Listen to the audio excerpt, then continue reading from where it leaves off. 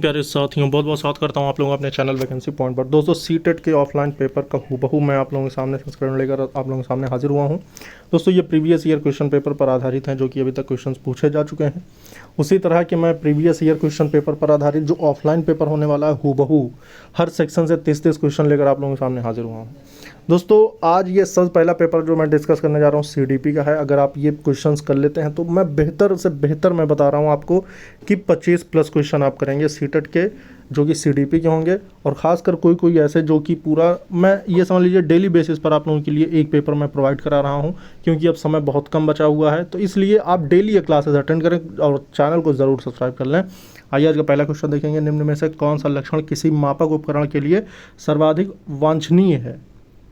तो किसी मापक उपकरण के लिए सर्वाधिक जो वांछनीय है वो कौन सा लक्षण है? तो पहले का जो सही ऑप्शन होगा ये हो जाएगा बी, वैधता। ठीक है दोस्तों, आइए आगे बढ़ेंगे, दूसरा क्वेश्चन देखेंगे। थर्स्टन तथा लिकर्ट निम्न में से किसके मापन से संबंधित है? जो थर्स्टन तथा लिकर्ट है ये दोनों ही किसके मापन से संबंधित है? तो दूसरे का जो सही ऑप्शन होगा ये हो जाएगा आपका अभिवृत्ति। ठीक है, आपको बता दें कि 1927 में ही थर्स्टन ने अभिवृत्ति मापन के लिए तुलनात्मक निर्णय के नियम का प्रतिपादन किया, जो अभिवृत्ति मापन का पहला परिष्कृत मापन था। ठीक है, आगे बढ़ेंगे और देखेंगे उत्सुकता परीक्षण निम्नलिखित में किसका घटक है? जो उत्सुकता परीक्षण है ये किसका घटक है? तो 3 का जो सही ऑप्शन होगा ये हो जाएगा ऑप्शन नंबर ए, सृजनात्मकता। मनोवैज्ञानिक बेरोन ने सृजनशील बालकों के लिए विशेषताएं बताई थीं। टोटल 5 विशेषता बताई थी। उनमें कौन कौन से थी? स्वतंत्र निर्णय लेने की क्षमता, दूसरा था जटिल समस्याओं में रुचि, तीसरा था एक साथ अनेक समस्याओं पर ध्यान केंद्रित करने की क्षमता, चौथा था मौलिकता से परिपूर्ण और पांचवा था उत्सुकता। ठीक है, चौथा क्वेश्चन देखेंगे दोस्तों। आप लोगों के लिए बेहतर ढंग से जो सुसज्जित किए गए क्वेश्चन है जो कि रिपीट होते हैं वही ये क्वेश्चन है दोस्तों। आप लोग नोट्स ज़रूर बना लेना। और आप लोगों से मेरे लिए जो पर्सनली मेरे लिए जो एक अपील है वो यही है कि लाइक और चैनल सब्सक्राइब ज़रूर करते रहें।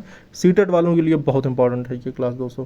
निम्नलिखित में से कौन सा सृजनात्मकता से संबंधित नहीं है? तो 4 का जो सही ऑप्शन होगा ये हो जाएगा आपका जो सृजनात्मकता से संबंधित है वो मौलिकता है, प्रवाह है, उपयोगिता है, लेकिन जो मितव्ययिता है ये नहीं है, ये सृजनात्मकता से संबंधित नहीं है। चलिए दोस्तों आगे बढ़ेंगे और देखेंगे 5वां क्वेश्चन। गैगने निम्न में किससे संबंधित है? जो गैगने है ये किससे संबंधित है? अधिगम का श्रेणीक्रम, अधिगम के सिद्धांत, अधिगम का मूल्यांकन, अधिगम का प्रबंधन। तो इन चारों में से किससे संबंधित है? जो मैग्ने का संबंध है अधिगम का क्षेत्रीय श्रेणी क्रम से है दोस्तों। ठीक है, और आपको बता दें कि अधिगम का क्षेत्रीय श्रेणी क्रम और मैग्ने द्वारा लिखित किताब द कंडीशंस ऑफ लर्निंग में इन्होंने सीखने के लिए 8 मूल प्रकारों का वर्णन किया है, जिनमें सीखने का क्रम श्रृंखलाबद्ध है। ठीक है, तो मैं आपको ऐसे ही बता दे रहा हूँ ऑरली कि पहला है संकेत अधिगम, दूसरा है उद्दीपन अनुक्रिया अधिगम, तीसरा है श्रृंखला अधिगम, चौथा शाब्दिक अधिगम, पांचवा है बहुवेधन और छठा है प्रत्यय, सातवां है सिद्धांत और आठवां है समस्या समाधान। तो टोटल 8 मूल इन्होंने प्रकार दिए थे और इसका जो संबंध था अधिगम का श्रेणी क्रम से है। ठीक है, अगला क्वेश्चन देखेंगे। बुद्धि लब्धि के संबंध में क्या सत्य है? जो बुद्धि लब्धि के संबंध में कौन सा सत्य होगा? तो छठे का जो सही ऑप्शन होने वाला है ये हो जाएगा आपका ऑप्शन नंबर सी, कालानुक्रम आयु से व्युत्क्रमी संबंधित होता है। ठीक है, मतलब ये कि आप अगर यहाँ पर देखें तो बुद्धि लब्धि का जो कालानुक्रम होता है ये होता है बुद्धि लब्धि यानी IQ इन्वर्सली प्रोपोर्शनल टू कालानुक्रम। ठीक है दोस्तों, मतलब व्युत्क्रमी संबंधित होता है × 100, ये इसका फॉर्मूला होता है IQ का, अगर वो कालानुक्रमिक आयु से संबंधित पूछे तो। 16 PF का प्रयोग किसके मापन हेतु किया जाता है? तो 16 PF जो होता है ये एक प्रकार से अगर देखा जाए तो ये व्यक्तित्व के मापन के लिए किया जाता है। ठीक है, आगे बढ़ेंगे, 8वां क्वेश्चन देखेंगे। बुद्धि का तरल मोज़ेक मॉडल किसने दिया था? जो बुद्धि का तरल मोज़ेक मॉडल था ये 8वें का जो सही ऑप्शन होगा ये हो जाएगा आपका कैटल। ठीक है, आगे बढ़ेंगे। बच्चे के संज्ञानात्मक विकास हेतु उत्तम स्थान क्या है? जो बच्चे का संज्ञानात्मक विकास है इससे संबंधित उत्तम स्थान कौन सा है? खेल का मैदान, सभागार, घर और विद्यालय एवं कक्षा का वातावरण। तो 9वें का जो सही ऑप्शन हो जाएगा ये हो जाएगा आपका विद्यालय एवं कक्षा का वातावरण, जहाँ पर किसी भी बच्चे का संज्ञानात्मक विकास होता है। का उत्तम स्थान है। अभिप्रेरणा के स्रोत कौन कौन से हैं? तो अभिप्रेरणा के स्रोत जो हैं, तो 10वें का जो सही ऑप्शन हो जाएगा, अभिप्रेरणा का जो स्रोत है वो आपकी आवश्यकता है। ठीक है, ऑप्शन नंबर ए बिल्कुल सही होगा। और इसके आगे बढ़ेंगे, व्यवहार में होने वाले अस्थायी परिवर्तन जो अभ्यास के कारण होते हैं। अगर आप किसी भी चीज़ का बहुत ज़्यादा अभ्यास करते हैं तो आपके व्यवहार में परिवर्तन देखने को मिलता है, एक अस्थायी परिवर्तन। तो इसको क्या कहा जाता है? 11वें का जो सही ऑप्शन होगा ये हो जाएगा, इसे सीखना कहते हैं।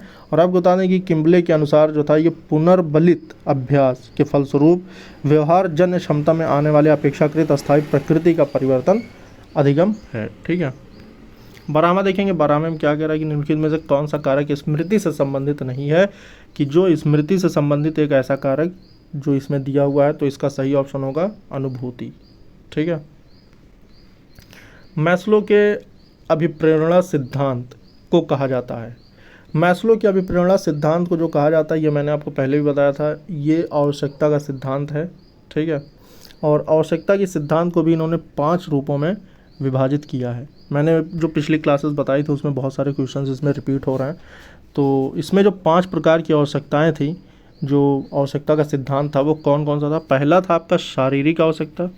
ठीक है, दूसरा था आपका सुरक्षा की आवश्यकता, ये मैस्लो का जो आवश्यकता का सिद्धांत था उसमें है। तीसरा था सामाजिक आवश्यकता। चौथा था आपका सम्मान की आवश्यकता।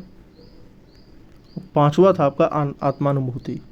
तो ये 5 प्रकार की आवश्यकताएं थी जो कि मैस्लो के द्वारा आवश्यकता का सिद्धांत से में व्याख्या की गई हैं। प्रधानाध्यापक या वरिष्ठ शिक्षक के लिए विद्यालय में कौन सी नेतृत्व शैली बेहतर है? जो प्रधानाध्यापक होगा या फिर वरिष्ठ शिक्षक होगा, इसके लिए विद्यालय में कौन सी नेतृत्व शैली बेहतर होगी? सत्ताधारी नेतृत्व, प्रजातांत्रिक, हस्तक्षेपी, या फिर इनमें से कोई नहीं? तो 14 का जो सही ऑप्शन होगा ये हो जाएगा आपका प्रजातांत्रिक नेतृत्व। अच्छा, प्रजातांत्रिक नेतृत्व होता क्या है? जिस कारण छात्रों में सुरक्षा की भावना बनी रहती है और उनका अधिगम सुचारू रूप से चलता रहता है तथा विद्यालय के क्रियाकलापों के सफल संचालन में अपने सहयोगियों तथा अधीनस्थ कर्मचारियों की सहायता प्राप्त करने में कठिनाई नहीं होती। ठीक है, आगे बढ़ेंगे और देखें, मानसिक स्वास्थ्य के नियमों को खोजना और उन्हें बनाए रखना अध्ययन का केंद्र बिंदु कौन सा है? मानसिक स्वास्थ्य के नियमों को खोजना और उन्हें बनाए रखना। 15 का जो सही ऑप्शन होगा ये हो जाएगा ड्रेवर। ठीक है, और इनके अनुसार ये कहा गया था कि मानसिक स्वास्थ्य के नियमों की खोज करना और उन्हें बनाए रखना ही अध्ययन का केंद्र बिंदु होता है। ठीक है, चेस तथा कार्ड को निम्न में से किसमें वर्गीकृत किया जा सकता है? 16 का जो सही ऑप्शन होगा ये हो जाएगा आपका ऑप्शन नंबर बी, बौद्धिक खेल। अभिवृत्ति संप्रत्यय है किसका?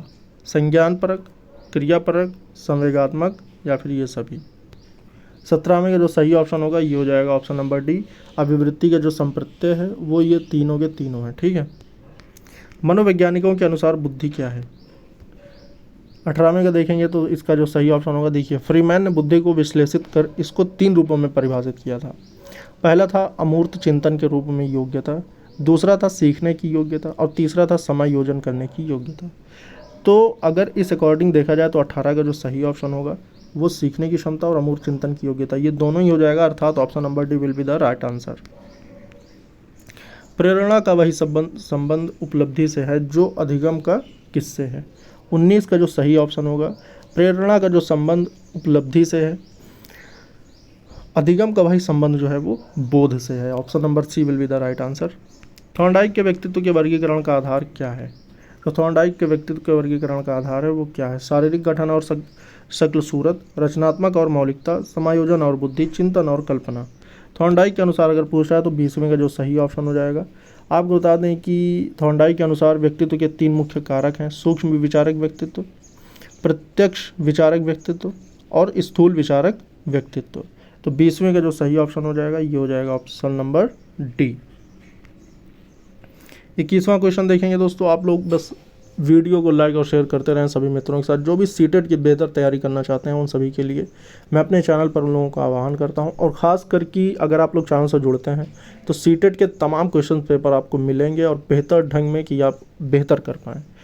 अगला क्वेश्चन देखेंगे, निम्नलिखित में से कौन सा भूलने का सिद्धांत है? तो भूलने का सिद्धांत इनमें से कौन सा है?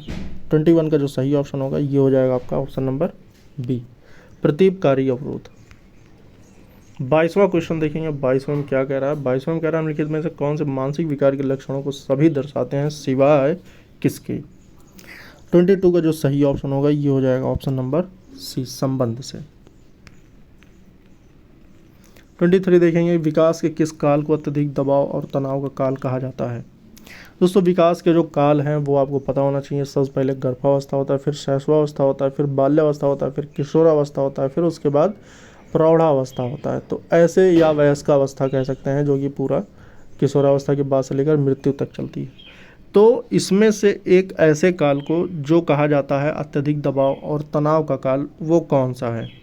23 का जो सही ऑप्शन होगा ये हो जाएगा आपका ऑप्शन नंबर ए, किशोरावस्था।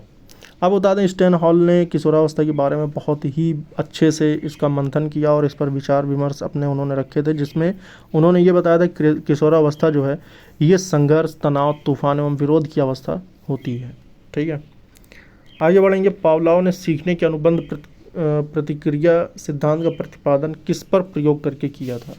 दोस्तों इसका जो इन्होंने प्रयोग किया था 24 में अगर बात करें तो ये था आपका ऑप्शन नंबर सी, कुत्ते पर। जब कोई कुत्ते पर इन्होंने ऐसा प्रयोग किया था कि इनका जो प्रयोग था वो अधिगम पर था, और ये उस कुत्ते को खाने से संबंधित उस पर प्रयोग किया था कि जब खाना उसको दिया जाता था तो उसको लार उसके टपकती थी। ठीक है, 25 देखेंगे। 25 में क्या कह रहा? सीखने के वक्र, सीखने के वक्र सीखने की प्रगति के सूचक हैं, सीखने की मौलिकता के सूचक हैं, सीखने के गत्यात्मक स्वरूप के सूचक हैं, या फिर सीखने की रचनात्मक के सूचक हैं। तो 25 का जो सही ऑप्शन होगा ये हो जाएगा option number A will be the right answer, सीखने की प्रगति के सूचक हैं। 26 क्वेश्चन नंबर देखेंगे तो इसमें कह रहा है अध्यापन के समय अध्यापक को निम्नलिखित में से किसका सर्वाधिक ध्यान रखना चाहिए? 26 का देखें तो इसमें सही ऑप्शन जो होगा ये हो जाएगा आपका वैयक्तिक भिन्नता। अब ये वैयक्तिक भिन्नता है क्या? आपको बता दें कि जो वैयक्तिक भिन्नता के कारण छात्रों में बुद्धि स्तर, समझ का स्तर भिन्न भिन्न होता है। इस जानकारी के आधार पर शिक्षक अपना अधिगम कार्य अच्छी तरह से चला सकता है तथा अधिगम कार्य सफल होता है। ठीक है, 27 देखेंगे। 27 में क्या कह रहा है? 27 में ये कह रहा है कि कुर्ट लेविन के अनुसार समूह में जो परिवर्तन होते हैं उन्हें क्या कहते हैं? जो समूह में जो परिवर्तन होता है उसे क्या कहते हैं? तो 27 का जो सही ऑप्शन होगा, समूह में जो परिवर्तन होते हैं उन्हें गतिशीलता कहा जाता है। ठीक है, option number C will be the right answer. 28 देखेंगे तो 28 में कह रहा है मानसिक स्वास्थ्य और ऐसा क्या है में घनिष्ठ संबंध है। तो मानसिक स्वास्थ्य के साथ में क्या सही मैच करेगा? तो वातावरण के साथ समायोजन की क्षमता मानसिक रूप से स्वस्थ व्यक्ति का संकेत होती है। तो 28 का जो सही ऑप्शन हो जाएगा ये हो जाएगा समायोजन। ठीक है, 29 क्वेश्चन नंबर देखेंगे जो कि CDP का ये 29वां क्वेश्चन, निम्नलिखित में कौन अधिगमकर्ता को अधिक स्वतंत्रता देता है? निम्नलिखित में कौन अधिगमकर्ता को अधिक स्वतंत्रता देता है? तो 29 का जो सही ऑप्शन होगा ये हो जाएगा सृजनशीलतावाद। दोस्तों आज का ये अंतिम क्वेश्चन है जो कि CDP के 30वां क्वेश्चन है, और उम्मीद करता हूँ कि आप लोगों को ये बहुत ही, और क्योंकि ये पेपर के एग्ज़ाम के पॉइंट ऑफ व्यू से बहुत ज़्यादा इंपॉर्टेंट है, और ऐसे ही अगले अगले पेपर मैं लेकर आता रहूँगा, जैसे कि हिंदी हो गया, मैथ्स हो गया, और आपके जो भी सब्जेक्ट्स की रिक्वायरमेंट होगी वो सारे ही प्रीवियस ईयर क्वेश्चन पेपर मैं आप लोगों के सामने लेकर आऊँगा। इसलिए ज़्यादा से ज़्यादा सपोर्ट और सहयोग करें। आज का अंतिम क्वेश्चन देख लेंगे कि निम्नलिखित में से कौन में से स्मरण करने की कौन सी विधि है? तो इसमें बताना आपको कि स्मरण विधि कौन सी है। 30 का जो सही ऑप्शन होगा ये हो जाएगा आपका दोस्तों मिश्रित विधि और विचार साहचर्य विधि। ये दोनों ही जो हैं आपकी स्मरण करने की विधियां हैं। तो ऑप्शन नंबर सी आज का सही ऑप्शन हो जाएगा। दोस्तों अगली क्लास के लिए अगली क्लास आपकी सुबह अपलोड होगी, तो तब तक के लिए आप इस क्लास को बार बार रिवाइज करें। इस वीडियो में दोस्तों जय हिंद।